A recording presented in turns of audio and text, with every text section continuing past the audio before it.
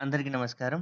TG TET క్లాసెస్‌లో భాగంగా సైకాలజీలో ఈరోజు మనం జూసేది భాషాభివృద్ధిలో దృక్పథాలు. దీంట్లో బీఎఫ్ స్కిన్నర్ గురించి మనం ఈరోజు చూద్దాం. అమెరికాకు చెందిన బీఎఫ్ స్కిన్నర్ కార్యసాధక నిబంధన లేదా పరికరాత్మక నిబంధన లేదా యాంత్రిక నిబంధనను ప్రతిపాదించారు. సో, మన క్వెషన్ అడగవచ్చు.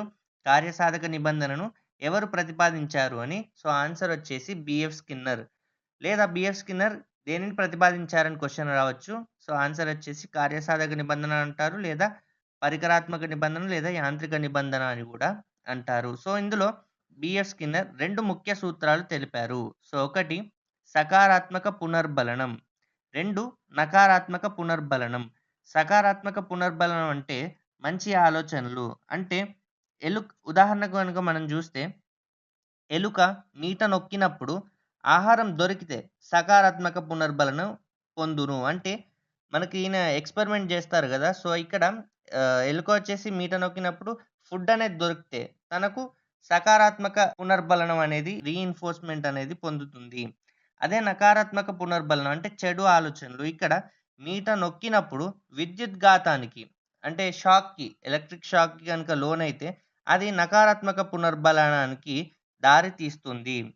సో, తను ఇంకా చెప్పింది ఏంటి అంటే, పిల్లలు ఖాళీ పాత్రల్లాంటి వారు అని చెప్పాడు. సో, ఈ పాయింట్ కూడా మనకు ఇంపార్టెంట్. అలాగే పిల్లలు మాట్లాడే మాటలను, తప్పులను పెద్దలు సవరించడం ద్వారా నేర్చుకుంటారని తెలిపాడు. అంటే ఇప్పుడు చిల్డ్రన్ ఉంటారు గదా! వాళ్ళేదైనా తప్పులు మాట్లాడితే, ఒకవేళ పెద్దలు, ఎల్డర్స్ వచ్చి దాన్ని గనుక ఆ మిస్టేక్‌ని వాళ్ళు కరెక్ట్ చేస్తే, దాని ద్వారా వాళ్ళు పిల్లలు నేర్చుకోవడం జరుగుతుంది.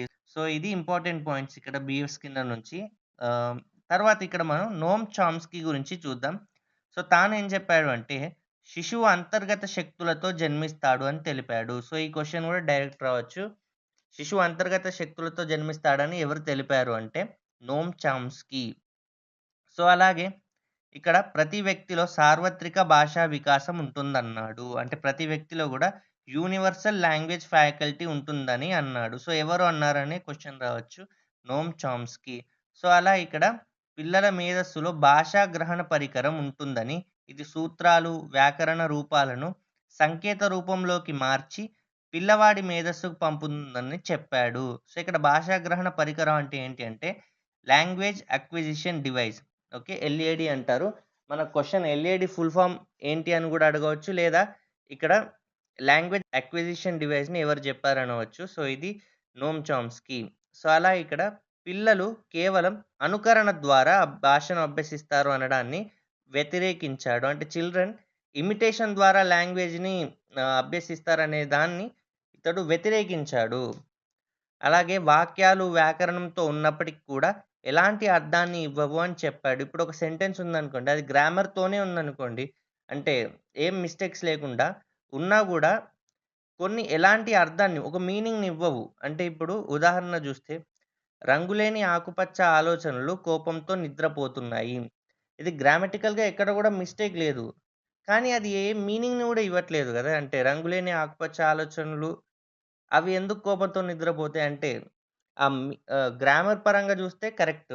కానీ మీనింగ్ అయితే ఏమి ఇస్తలేదు గాబట్టి, సో, ఇలా ఇవ్వవు అని అంటే ఈ వాక్యాలు వ్యాకరణంతో ఉన్నప్పటికి కూడా ఎలాంటి మీనింగ్‌ని, ఎలాంటి అర్థాన్ని ఇవ్వవని చెప్పాడు. సో, మనకి ఈరోజు ఇప్పుడు జూసిన దాంట్లో భాషాభివృద్ధిలో దృక్పథాలు. దీంట్లో బీఎఫ్ స్కిన్నర్ అలాగే నోమ్ చామ్స్కీ గురించి జూసాం. అంటే వెరీ ఇంపార్టెంట్ పాయింట్స్ జూసాం. మీరు టెక్స్ట్ బుక్ గూడా ఒకసారి చూడండి. సో, అలాగే ఈ వీడియో గనుక మీకు నచ్చినట్టయితే లైక్ చేయండి. ఇంకా ప్రిపేర్ అయ్యే వారికి షేర్ చేయండి. అలాగే ఇంకేమైనా డౌట్స్ ఉంటే కూడా కామెంట్ రూపంలో తెలియజేయండి. వంశీ కృష్ణ అకాడమీ ఛానెల్‌కి సబ్స్క్రైబ్ చేయండి. So, thanks for watching. Thank you so much.